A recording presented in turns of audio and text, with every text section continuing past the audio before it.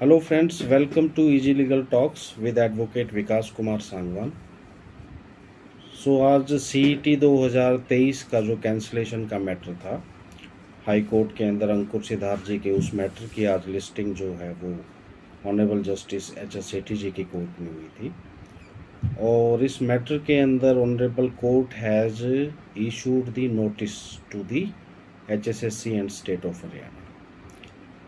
तो फ्रेंड्स, अगली डेट जो है वो इसके अंदर 20 सितंबर 2023 है। और ऑलरेडी जो डबल बेंच के सामने जो मैटर है, जो LPA के अंदर सरकार अपील में जाकर जहां परमिशन ली थी, वो मैटर 1 सितंबर के लिए लिस्टेड है, 1 सितंबर 2023 के लिए। इसके अलावा 21 तारीख को मंडे को जो कैंसलेशन और सोशो इकोनॉमिक मार्क्स से रिलेटेड, जो मेरिट लिस्ट से रिलेटेड जो पेटिशन है और ग्रुप 656 वाली जो पेटिशन है, वो 21 तारीख को मंडे को फाइल हो रही है। फ्रेंड्स, इसके अंदर जो सारे कैंडिडेट्स हैं, जो इफेक्टेड कैंडिडेट्स हैं, इसके अंदर सोशल मीडिया के अंदर इन इश्यूज़ के ऊपर काफ़ी डिस्कशंस आप लोग कर रहे हैं, अलग अलग ग्रुप्स के अंदर कर रहे हैं। सरकार के जो इनएक्शन रहा है उसकी डिस्कशंस हैं, कोर्ट से जो एक्सपेक्टेशंस हैं, तो उसके बारे में काफ़ी एक्सपेक्ट के ऊपर मुद्दा जो है, इशू जो है, वो आप लोग डिस्कस जैसे करते हैं। तो मेरी आपसे ये रिक्वेस्ट है कि जो कैंडिडेट्स किसी भी वे में इफ़ेक्टेड हैं, जो कैंसलेशन ऑफ ग्रुप 56 एग्ज़ाम जो चाहते हैं रिपीट क्वेश्चंस की वजह से, और जो अदरवाइज़ मेरिट लिस्ट से रिलेटेड जिनके इश्यूज़ हैं, कुछ का ये कहना है कि कट ऑफ से ऊपर उनके मार्क्स हैं, उसके बावजूद भी उनकी सिलेक्शन नहीं हुई, मेरिट लिस्ट में उनका नाम नहीं आया और वो एग्ज़ाम नहीं दे पाए। इसके अलावा जो DSM कैटेगरी से रिलेटेड इश्यूज़ हैं, उनकी अलग पेटिशन जो कंसर्न एडवोकेट हैं, they are filing before the honourable high court. And उसके अलावा जो कुछ और जो कैटेगरीज़ की कट ऑफ से रिलेटेड या सोशो इकोनॉमिक मार्क्स से रिलेटेड या कुछ अदर जो डॉक्यूमेंट या एक्सपीरियंस से रिलेटेड कुछ भी इश्यूज़ हैं किसी भी कैंडिडेट के, आप लोग इसके अंदर जो एग्ज़ाम कैंसलेशन है स्पेशली, उसकी रिप्रेजेंटेशन आप HSSC को ज़रूर सबमिट करवाइए। क्योंकि HSSC अभी जैसे नोटिस इशू हुआ है, तो अब एक्सपेक्ट ये है कि नेक्स्ट डेट पर ये रिप्लाई फाइल करें। लेकिन कोर्ट की लीनियंसी की वजह से, या जो एक प्रोसीजर के अंदर 1-2 अपॉर्चुनिटीज़ कोर्ट नॉर्मली ग्रांट कर देती है रिप्लाई फाइल करने के लिए, तो ऑब्वियसली HSSC उसके अंदर डिले जो है वो कॉज करेगी और 1-2 डेट्स और इसके अंदर लेने की कोशिश करेगी। इसलिए आप लोग जो इफ़ेक्टेड कैंडिडेट्स हैं, मेनली जैसे मैंने बताया 3 पॉइंट्स के ऊपर, एक तो जो 56 की कैंसलेशन, जो रिपीटेड क्वेश्चंस की वजह से जो इफ़ेक्ट हुए हैं, जो कैंसलेशन चाहते हैं।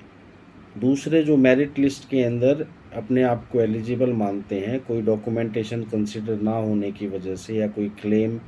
बेनिफिट ना कंसिडर होने की वजह से वो मेरिट लिस्ट में कंसिडर नहीं हो पाए।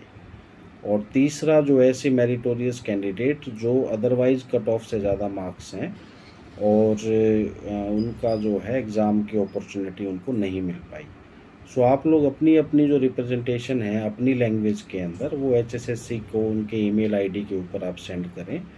और मेरे ऑफिस के व्हाट्सएप नंबर 7986657694, इस नंबर पर आप उसकी कॉपी जो है वो ज़रूर सेंड करें। क्योंकि हम कोर्ट को, जो हमारा मैटर अभी 21 को जो फाइल हो रहा है, वो हमारी कोशिश रहेगी 24-25 तक उसको लिस्ट करवाने की। हम इसके अंदर ये चाहते हैं कि नंबर 1 तो नोटिस जैसे इशू हो तो ये 30/9 के साथ मैटर के साथ टैग हो जाएगा ये मैटर। अदरवाइज़ हम इसके अंदर, हमारा एफर्ट ये रहेगा कि जो वेरियस रिप्रेजेंटेशंस कैंडिडेट्स ने सबमिट की हैं HSSC को, उन रिप्रेजेंटेशन के ऊपर क्या डिसीज़न लिया HSSC ने, क्या एक्शन लिया। ये सारा काम अगर 20/9 जो डेट है नेक्स्ट, 20 नो वाले मैटर से पहले अगर ये काम हो जाता है तो एचएसएससी को इसके अंदर एक अपॉर्चुनिटी रहेगी कैंसिलेशन के ऊपर अपना खुद का डिसीजन लेने के लिए। अदरवाइज भी कोर्ट के अंदर हमारे पास ऐसी कोई डॉक्यूमेंटेशन नहीं है जहां पर हम ये कह सकें कि एचएसएससी ने री एग्जामिनेशन की जो रिप्रेजेंटेशंस हैं उनको कंसिडर नहीं किया और इन एग्ज़ाम को कैंसिल करने का डिसीज़न नहीं लिया। तो रिप्रेजेंटेशंस आप सबमिट करवाइए, उसकी कॉपी जो मेरे ऑफिस का जो व्हाट्सएप नंबर है उसके ऊपर आप सेंड कीजिए उसको, सो दैट हम कलेक्टिवली जो रिप्रेजेंटेशंस जो हैं वो कोर्ट के सामने उनको शो कर सकें कि कैंडिडेट्स की इतनी रिप्रेजेंटेशंस हैं और उसके बावजूद भी एचएसएससी जो है वो कैंसिलेशन से रिलेटेड डिसीजन नहीं ले रहा है। तो इनको डिसीजन लेना चाहिए, ये डिसाइड करें कि भाई कैंसिल करेंगे या नहीं करेंगे, उससे रिलेटेड एक रिटर्न ऑर्डर पास करें ताकि सरकार का जो स्टैंड है उसकी सर्टेनिटी हो। क्योंकि रिप्लाई के अंदर सरकार जो है, एचएसएससी जो है, वो इसके अंदर रिप्लाई के अंदर जितना डिले होगा उतना इसके डिसीजन के अंदर डिले होगा। सो कई तरीके के जो पेटिशंस हैं वो सारी अल्टीमेटली आपस में एक बंच के अंदर मर्ज होके इनकी हियरिंग जो है वो रहेगी। और जो लोग कानूनी प्रक्रिया को नहीं समझते, जो एक्सपेक्ट ये करते हैं कि फर्स्ट डेट पर ही कोर्ट का डिसीजन आ जाना चाहिए था, तो देखिए लॉ के अंदर अपॉर्चुनिटी ऑफ हियरिंग चाहे वो इंडिविजुअल हो और चाहे वो स्टेट हो, कोर्ट के पास सारा जो डॉक्यूमेंटेशन है, जो प्लेंट है, जो पेटिशन है और जो रिप्लाई के अंदर स्टेट का जो अपना स्टैंड है, जो अपना जवाब है, वो सारी चीज़ें जब ऑन रिकॉर्ड आती हैं, सारी डॉक्यूमेंटेशन दोनों तरफ से जब ऑन रिकॉर्ड आती है, कोर्ट उसके बाद ही फैसला कर पाता है कि भाई जो कंट्रोवर्सी है उस सिचुएशन के अंदर क्या डिसीजन जो है वो इश्यूज़ के ऊपर होना चाहिए। सो कोर्ट के अंदर मामला जब जाता है तो ये नहीं है कि आप पहली डेट के ऊपर ही डिसीजन की जो है वो एक्सपेक्टेशंस आप करें, क्योंकि लॉ के अंदर जो प्रोसीजर है किसी भी केस के अंदर हो वो फॉलो होगा और जो कैंडिडेट्स इफ़ेक्टेड हैं ऑब्वियसली तब तक उनके लिए एक अनसर्टेनिटी और कन्फ्यूजन की सिचुएशन जो है वो बनी रहेगी। बट जो अपना सिंसियरली जो एग्ज़ामिनेशन की या अगले आने वाले एग्ज़ामिनेशन की प्रिपरेशन कर रहे हैं वो अपनी एग्ज़ामिनेशन की प्रिपरेशन जो है वो कंटिन्यू रखें, क्योंकि इन केस अगर एग्ज़ाम कैंसिल भी होता है तो इसमें मेरा मानना ये है कि 2 से 4 महीने के अंदर कुछ ना कुछ इसके अंदर एक ऐसा डिसीजन जो कि आगे की प्रोसेस को डायरेक्शन दे वो मिल पाएगा। इस बीच एचएसएससी अदर एग्जामिनेशन से रिलेटेड क्या डिसीजन रहता है वो भी एक इम्पॉर्टेंट चीज़ रहेगी देखने के लिए, क्योंकि वो भी इन्हीं आधार के ऊपर मेरिट लिस्ट बनाकर एचएसएससी एग्ज़ाम जो है वो कंडक्ट करवाती है या नहीं करवाती है या with the permission of court करवाती है। So now these issues will be settled by the court friends. So आप जो रिप्रेजेंटेशन है आपकी वो आप ज़रूर सेंड करें एचएसएससी को, अपनी लैंग्वेज में सेंड करें। जिस भी मुद्दे से आप इफ़ेक्टेड हैं उस मुद्दे के ऊपर वो रिप्रेजेंटेशन आप एचएसएससी को ज़रूर सेंड करें, क्योंकि सिर्फ सोशल मीडिया पर डिस्कशन करने से ये कोई कोर्ट के लिए एविडेंस नहीं होता है। कोर्ट जो है वो इस चीज़ के ऊपर, इस फैक्ट के ऊपर चीज़ों को कंसिडर करेगी कि इनफैक्ट कितने कैंडिडेट्स इफ़ेक्टेड हैं, कितनों की ग्रीवियंस है, कितनों ने रिप्रेजेंटेशन सेंड करी, एचएसएससी ने उन रिप्रेजेंटेशन के ऊपर क्या एक्शन लिया, लीगली उनके ऊपर क्या डिसीजन होना चाहिए था। ये सारे मुद्दे कलेक्टिवली डिसाइड करेंगे कि जो मेरिट लिस्ट है वो दोबारा बन के एग्ज़ाम होगा या 56 का जो एग्ज़ाम है वो रिपीटेड क्वेश्चंस की वजह से उसको कैंसिल जो है वो किया जाएगा और फ्रेश एग्ज़ाम होगा। So friends, this is the update about the factual situation of these cases. आगे भी क्योंकि ये जो इश्यूज़ हैं इनके अंदर कुछ पेटिशंस हमारा ऑफिस डायरेक्टली डील कर रहा है और अल्टीमेटली ये पेटिशंस सारी क्लब होंगी, तो इसके अंदर जो भी अपडेट्स हैं, क्योंकि large number of candidates affected हैं, सो आप के पास प्रॉपर जो इन्फॉर्मेशन है केस की उसके बारे में जानकारी रहे